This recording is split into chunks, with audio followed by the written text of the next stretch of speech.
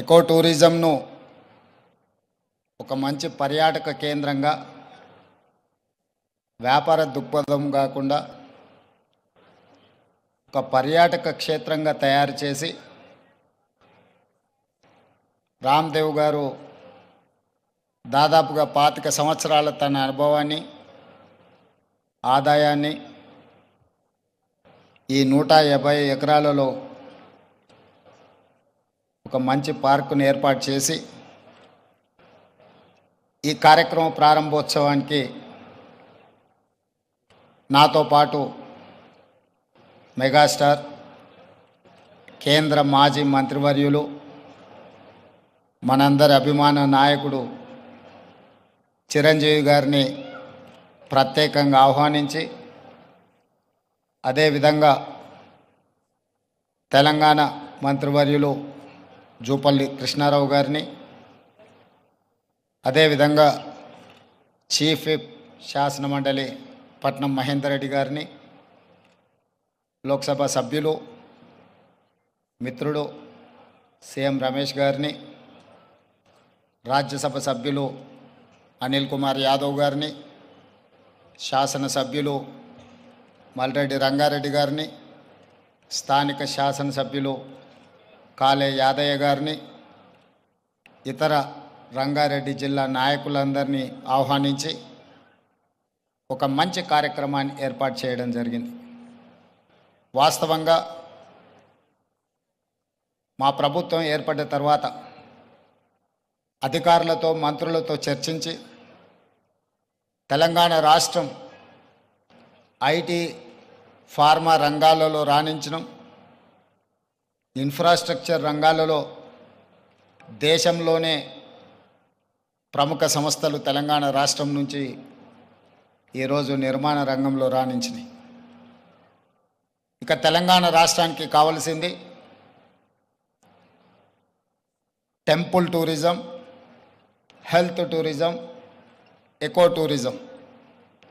ఒక రాష్ట్రం యొక్క ఆదాయం పెరగాలి, ఒక రాష్ట్రానికి గుర్తింపు రావాలి అని అంటే పరిశ్రమలు పెట్టుబడులే కాదు, ఆ రాష్ట్రంలో ఉన్న టెంపుల్ టూరిజం, ఎకో టూరిజమే ఆ రాష్ట్రం యొక్క ఆదాయాన్ని పెంచడమే కాకుండా రాష్ట్రం యొక్క గుర్తింపు గౌరవాన్ని కూడా పెంచుతుంది.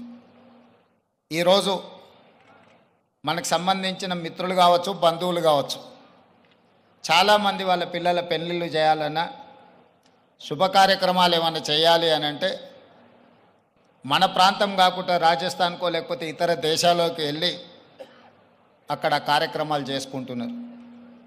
దానికి ప్రధానమైన కారణం ఆ ప్రాంతంలో ఉండే టెంపుల్ టూరిజం, అదేవిధంగా ఎకో టూరిజం.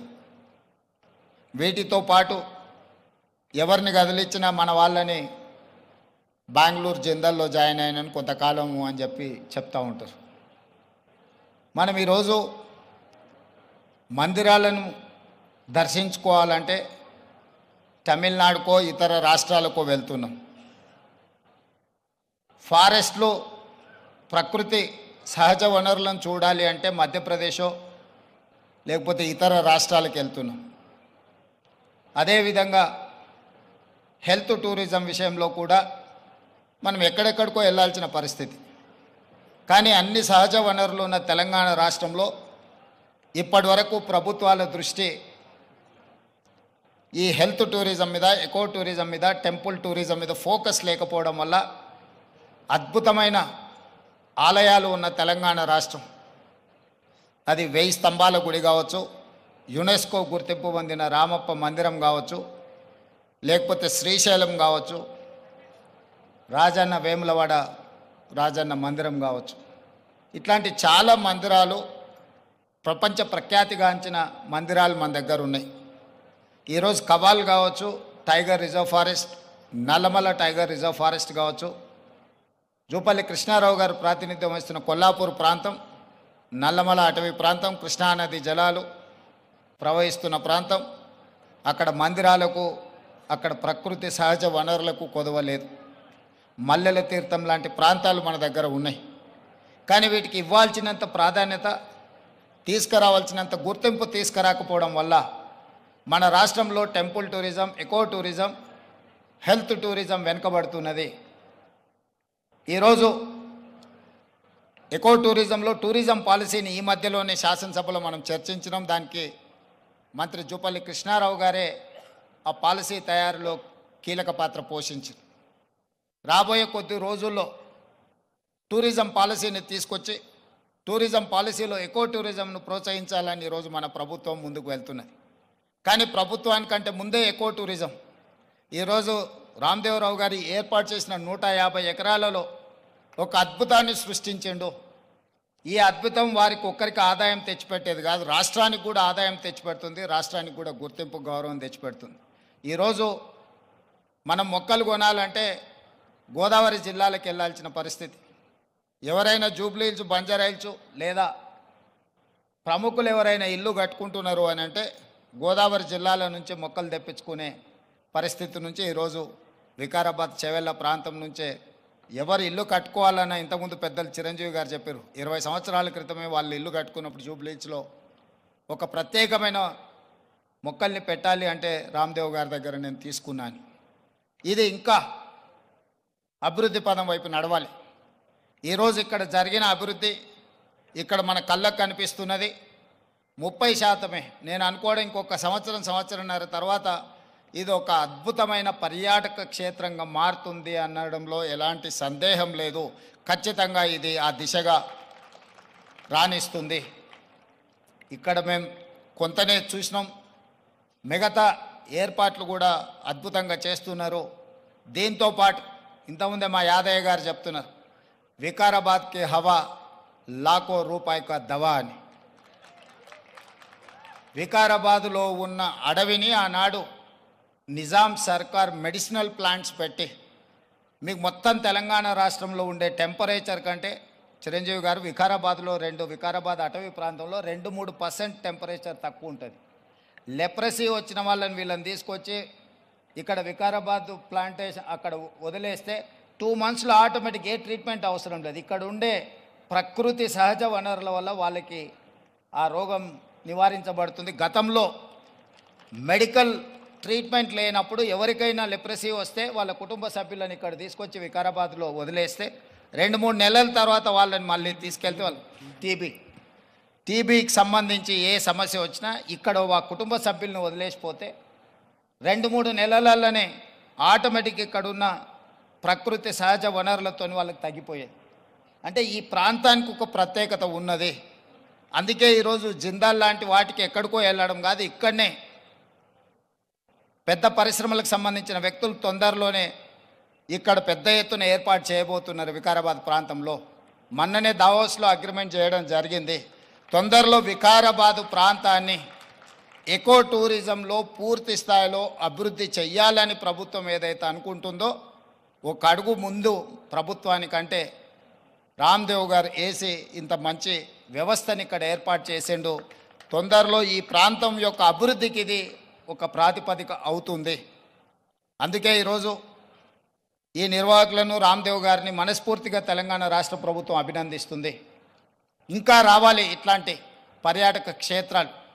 ఇదొక వ్యాపార కేంద్రంగా కాకుండా పర్యాటక క్షేత్రంగా కూడా రాణిస్తుంది అనడంలో ఎలాంటి సందేహం లేదు. ఈరోజు నాతో పాటు చిరంజీవి గారు, సీఎం రమేష్ గారు, మా మంత్రులు, శాసనమండలి సభ్యులు, శాసనసభ్యులు అందరూ రావడం, ఇట్లా కార్యక్రమం రోజువారీగా ఎన్నో రాజకీయ కార్యక్రమాలలో పాల్గొంటుంటాం. కానీ ఈ కార్యక్రమంలో పాల్గొనడానికి ఒక ప్రత్యేకత ఉన్నది.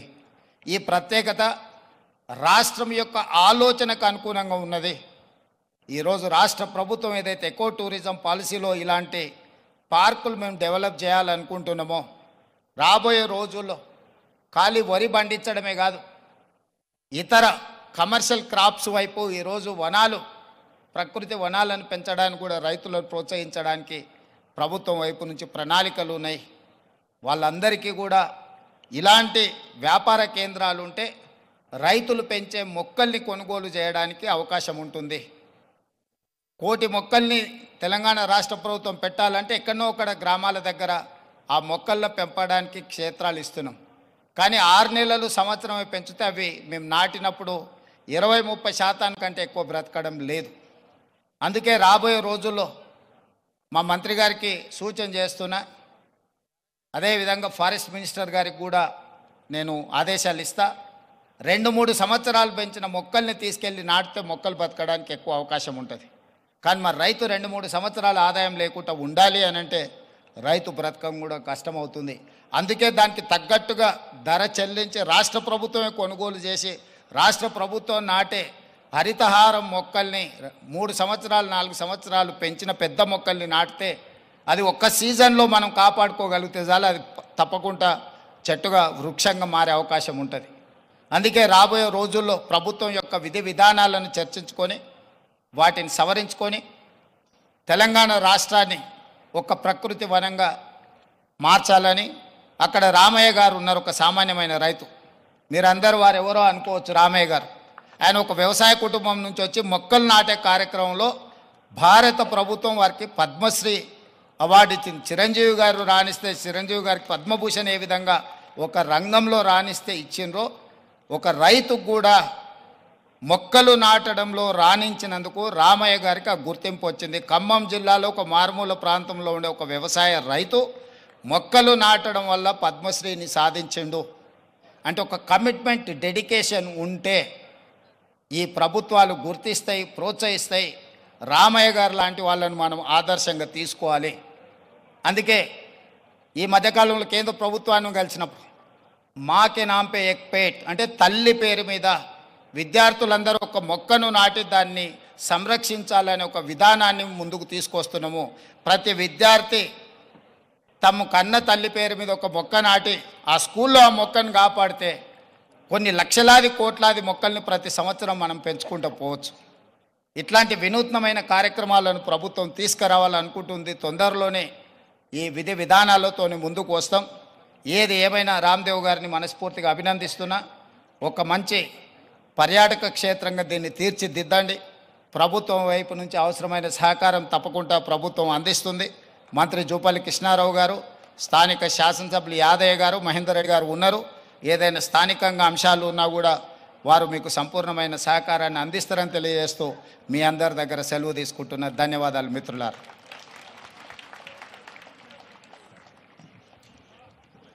ముఖ్యమంత్రి గారికి హృదయపూర్వకమైనటువంటి కృతజ్ఞతలు తెలియజేస్తూ ఉన్నాము. అలాగే వారి ఇందాక ప్రస్తావించిన విధంగానే ఇక్కడికి విచ్చేసినటువంటి గ్రీన్ యాక్టివిస్ట్ వనజీవి రామయ్య గారికి అలాగే దుస్సెర్ల సత్యనారాయణ గారికి ఇప్పుడు సత్కారం ఫెలిసిటేషన్ చేయవలసిందిగా గౌరవనీయ ముఖ్యమంత్రి గారు శ్రీ రేవంత్ రెడ్డి గారిని, అలాగే జూపల్లి కృష్ణారావు గారిని, అలాగే మా చిరంజీవి గారిని అండ్ రామ్దేవ్ గారిని రిక్వెస్ట్ చేస్తూ ఉన్నాము. వారికి చెక్ అందించవలసిందిగా రామ్దేవ్ గారిని రిక్వెస్ట్ చేస్తున్నాం.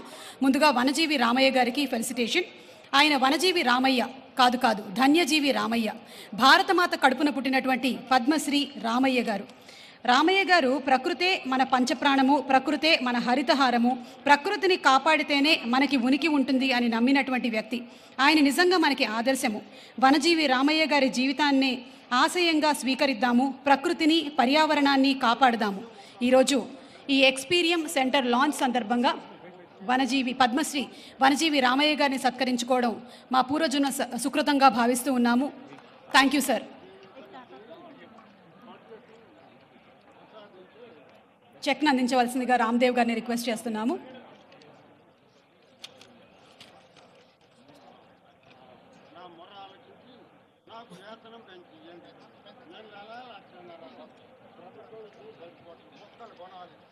అలాగే తదుపరి సత్కారం దుస్సెర్ల సత్యనారాయణ గారు.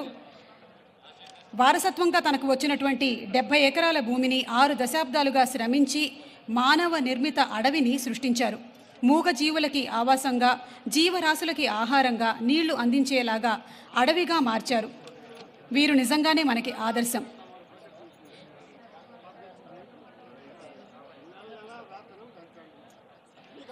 కొట్టినా నీ మేలు మరవని గట్టి గుణమి ఈ చెట్టులో, ఆకు తెంచితే పాలు కారేటువంటి అమ్మతనము ఈ కొమ్మలో, సృష్టిలో ప్రతి జీవజాతికి సృజనత ఉన్నది నేర్చుకో, ప్రకృతిని కాపాడి నేలకి పర్యావరణం ఇచ్చిపో అన్న కవి మాటల్ని నిజం చేస్తూ దుస్సెర్ల సత్యనారాయణ గారు మన సమాజం కోసం అలాగే ప్రకృతి కోసం అందిస్తున్నటువంటి సేవలకి గాను ఈరోజు ఎక్స్పీరియం లాంచ్ సందర్భంగా గౌరవనీయ ముఖ్యమంత్రి గారి చేతుల మీదుగా సత్కారం.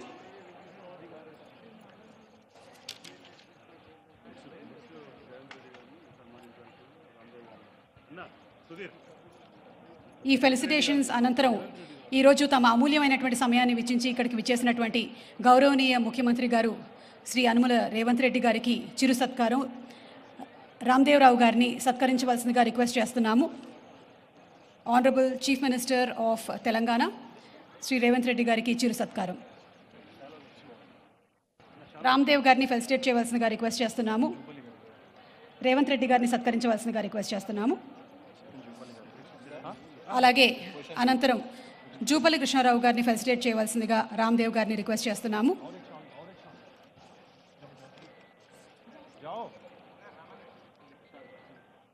Tourism and culture minister Shri Jupalli Krishnarao గారిని ఫెలిసిటేట్ చేయవలసిందిగా రామ్దేవ్ గారిని రిక్వెస్ట్ చేస్తున్నాము. ఈరోజు ఎక్స్పీరియన్స్ లాంచ్ కార్యక్రమం జరిగింది. అండ్ ఈ సందర్భంగా ఇక్కడికి విచ్చేసినటువంటి పద్మవిభూషణ్ మెగాస్టార్ చిరంజీవి గారిని సత్కరించవలసిందిగా శ్రీ రామ్దేవ్ గారిని రిక్వెస్ట్ చేస్తున్నాము. అండ్ అనంతరం ఎక్స్పీరియం లోగో లాంచ్,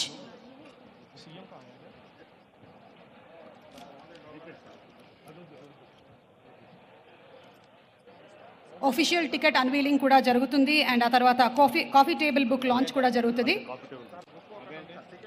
సో ఇప్పుడు only the official logo unveiling and coffee table book launch.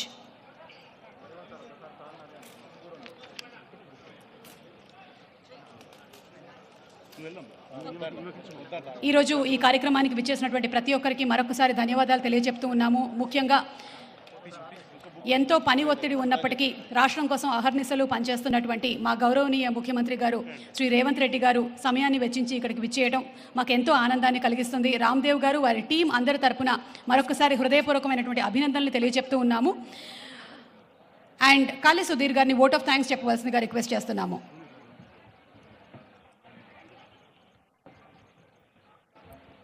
గౌరవనీయుల పెద్దలు, థ్యాంక్ యూ. అందరికీ పాదాభివందనం.